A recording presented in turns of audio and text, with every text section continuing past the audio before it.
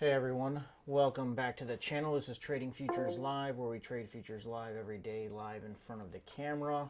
This is our pre-market analysis for today, Thursday, July 14th, 2022. Let's go ahead and get right into it. News today, we've already had some news, PPI, core PPI, and some unemployment claims. Unemployment claims worse than expected, PPI month over month. That's not actually good for the economy. That's good for the currency, but not necessarily a good number for the economy. We also started earnings season today, and not good news off the top. JP Morgan Chase fell 28% after building reserves for bad loans. Bank suspends buy banks. So Wait. The shares dropped 28%? earnings fell 28%. Oh, Earnings. Not exactly how. it's 3% the stock. Yeah. And then also Morgan Stanley had a bad earnings report as well. So not a good kickoff to the earnings season. I don't necessarily think the news was that great, but that's pretty much going to be the news on the day. Was the 8:30 news. We got natural gas at 10:30, and then an FOMC member speaking at 11 a.m. This FOMC member, though, might make some hints at increasing the interest rate by more than the 75 basis points that had been predicted. I think we're now at 100 basis points probably. But we'll be waiting to hear from the Fed to give us hints as to what they're thinking, right? Yo, So that meeting may... can I interrupt you? Yeah. It's 87% the probability of a 1% hike. Yeah. So we're looking at a 1% hike instead of the 75 basis points already as far as the market is pricing in. But they're going to want to hear what all of these FOMC members have to say regarding that. So this might have a little bit more weight than usual, it being the day after yesterday's CPI report. So if we go ahead and take a look at the markets overnight, they're all down. We're down in the 1% range. NQ's only down 0.5%, but the rest of them are up or down a little bit above 1%. So certainly bearish sentiment overnight. 3 of the 4 markets broke yesterday's low. NQ's the only one holding strong, strongest market in the overnight. But the rest of them broke yesterday's low and are testing last week's lows and the lows of the last few weeks, actually. Dollar continues its run up. It's been quite strong in the overnight.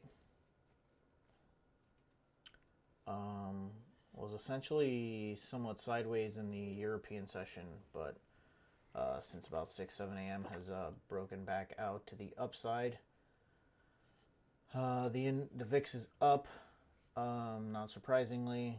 Gold continues to drop, and crude continues to drop. Nice, $94. Excited to see that at the pump. All right, and if we go ahead and take a look at the markets, the ES for me, right? Higher time frame, weekly, continues to be bearish. I'm bearish on my higher time frame, lower highs and lower lows. Like I said before, we're testing the lows of the last 2 weeks here, and if we break below that,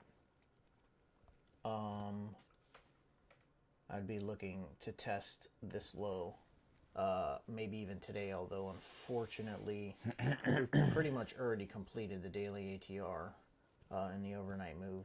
But if you look at yesterday's size candles compared to today's, we still, right, it could still test these lows here from this week. I'm neutral bearish on my intermediate time frame due to the fact that we've already had quite a decent run down in the overnight. But if we continue to hold below yesterday's low, before the open, I'd be a little bit more bearish, and a breakout, I'm going to try and be aggressive with a breakout to the short side. I also need to be ready for a false breakout though, so have to analyze that in real time. And on the 30-minute, actually today we're going to do the 60-minute so that we can see more of what we have to the left below us. Got the overnight low essentially as my initial support level, which is the lows of last week and the week before as well. These two areas down here, so pretty good support there. And if we go ahead and take a look, my pre-market resistance is really going to be like this zone right here, these two pivots, the high from basically the news of the last hour, and to the top of that pivot. And then I have this pivot as my initial resistance zone. So as usual for me, let's go now to the 30. We're going to be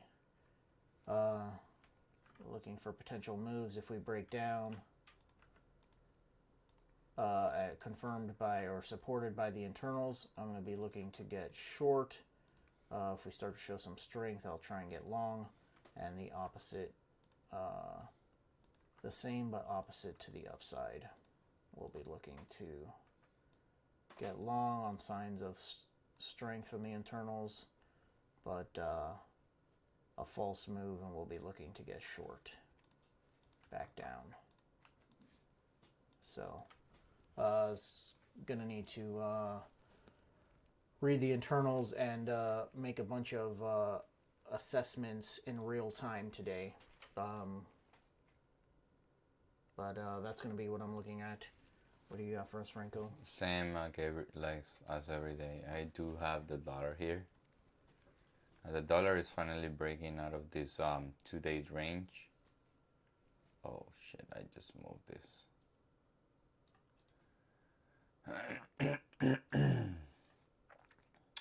With a lower time frame, 30 minutes.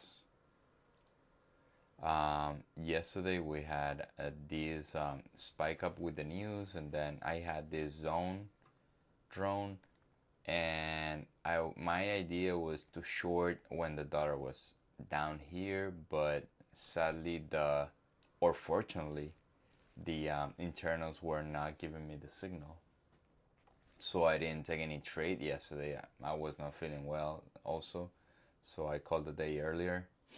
But regardless, the internals did not give me any sign or signal to get into the short trade, right? When the dollar was here, I was not even thinking about taking a long. Why? Because I was expecting this type of move. Now, you have to have a plan to see, you have to have a plan and try to assess what the market is gonna do, and based on that plan your trades, right? And enhance them with for me is internals. There are some people that use indicators. I don't like indicators, but I do use internals, right? Now the dollar is just going up, right? I don't like this type of move for me to keep shorting, right? If the dollar gets squeezed to the upside, then I'm gonna have to miss the move. Because I do want the dollar to retrace a little bit for me to take a short trade, right? Very erratic price action. Very few zones formed yesterday. I didn't have many, meaning I didn't have many opportunity, and I do consider my trading system to like the ones that have a lot of opportunity, at least more than George's, right? George can take probably 2 trades the most in the day. I could take a lot more. But so we have the dollar going up. Also, we do have the VIX going up 5%. It's not much. And we haven't gotten to these supply or resistance that I have here, 29.33. Look, the ES is weaker than the NQ. The NQ hasn't broken the low from yesterday. The ES is breaking it. So let's see which one is driving which one. So based on that, I will watch the ES and the NQ at the same time to see which one is giving me